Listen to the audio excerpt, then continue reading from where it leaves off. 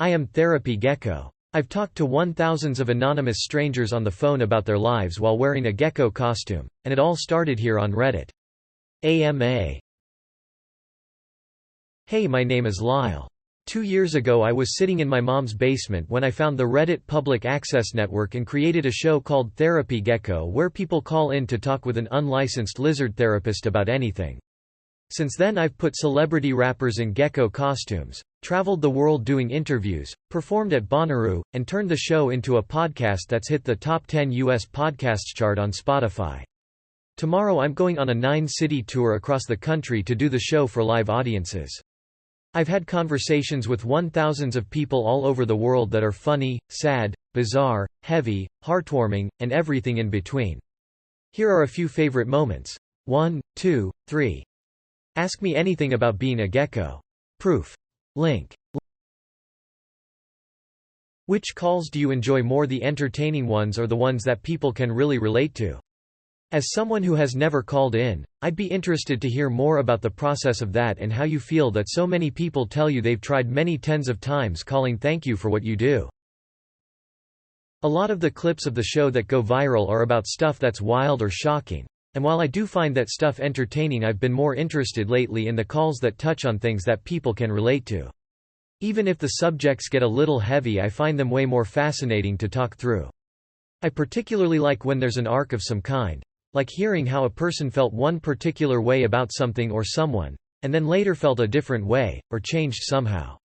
It's especially interesting if they change how they feel about something while they're on the phone with me just as a result of them talking about the thing out loud.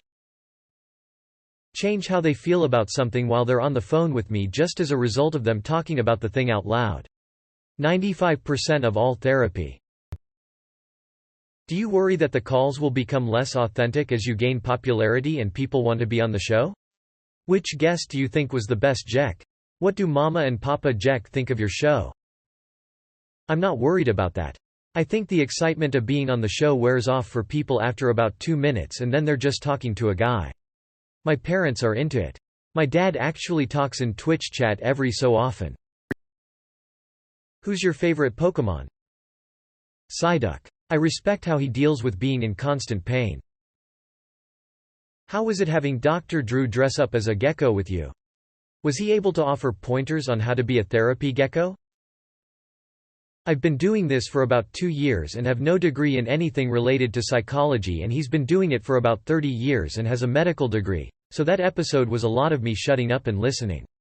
It was interesting to watch the way he was able to get into whatever the caller's thing was, address it, then move on so quickly without any fluff.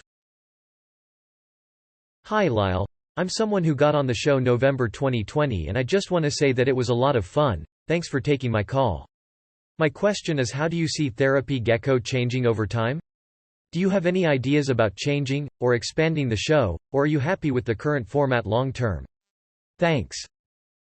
I want to do a lot more talking to people in person instead of phone calls, and I want to do it all over the world. Just did Mexico City. You got any cool facts about geckos? Geckos can stick to any surface except Teflon. Are you happy? Sometimes. I'm at my happiest when I'm mindful of everything I have to be grateful for, and staying happy for me is about trying not to stray too hard from that gratefulness. Ideally, I'd love to be happy just being naked on the beach with no money or friends or family or possessions, but that's some enlightenment shit that I am super not at. Who's your car insurance provider? Allstate. Have you ever cried while transformed as Gecko? Love you, Gecko. I've cried on the show a couple of times. Once when a girl called in and told me her brother had died recently and she didn't know how to cope with it.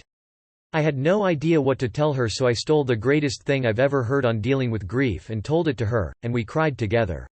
Another time someone read me a letter that he wrote for his aunt who had passed away, and I was really moved by it and started crying. About a year later, that guy came up to me after one of my live shows and was like, "Hey, I'm the caller who wrote the letter to his aunt. Do you remember me?" And I said yes, and my eyes actually started watering on the spot just remembering it.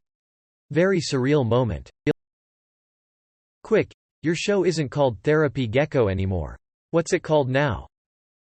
I always wanted to call it Gecko Chat. It's more about chatting than therapy. What's the most memorable conversation you've had as a gecko therapist? I had a guy call in to talk to me about what life is like having only one testicle. I asked if he had ever met anyone else who only had one testicle and he said he hadn't. I just so happened to have someone else on hold who also only had one testicle and brought them both onto the show to bond with each other. It was a beautiful moment. Edit. Here it is. Have you ever had someone call in who you genuinely felt that the best thing for them to do would be talk to a professional? If so, roughly what was going on? All the time. When that happens, it goes like this. Have you spoken to a real therapist about this? If no, then you really need to go do that. If yes, what did they tell you? Then I'll just talk to them about their interpretation of what their real therapist told them. If they haven't seen one and it's a really, really bad thing, I've ended plenty of conversations by saying they need to do that before they call me. Blows my mind that people will call up a guy in a gecko costume on the internet when they have heavy emotional issues over an actual therapist. But I guess guy in a gecko suit is free. Sometimes they might just be looking for someone from outside the situation to push them towards seeing a therapist. Hey Lyle, what are some of your favorite moments from Aqua Teen Hunger Force? When Carl is trying to sell the Aqua Teen's house and tells Markula that the gas leak is going to kill anyone who tries to live there. Also any of the Spacegatas openings. Very pumped for the new movie. Why was it a gecko? Why not a banana or some other random costume? If you look in his YouTube videos, there was a video where he had a gecko costume and he was running around a neighborhood screaming. Probably had it lying around after that. A banana doing therapy? That doesn't even make sense. Has anyone ever given you a hard time for not having a psychology degree or anything that certified you to give therapy? If so, any specific examples that stand out? Just a few random internet commenters here and there, but surprisingly I get a ton of positive feedback all the time from real therapists. I've had a few DM me and be like, did you know you're actually doing X therapy technique when you had this conversation? And I was like, I did not. And then I read about it. It's interesting. What's a topic or question someone asked that you weren't prepared for? Generally, when people reflect questions that I ask them back over to me, I am not prepared to answer them. In my personal life, even I'm usually more comfortable talking about the other person in a conversation than I am myself. Though I feel like I should be able to answer a question that I'm expecting other people to answer, right? I am answering a question right now though, so I feel like less of a hypocrite. I am a gecko. I feel in over my head constantly. Have you tried a taller costume? Have you had any calls that impacted you in such a way to make you change the way you live your life?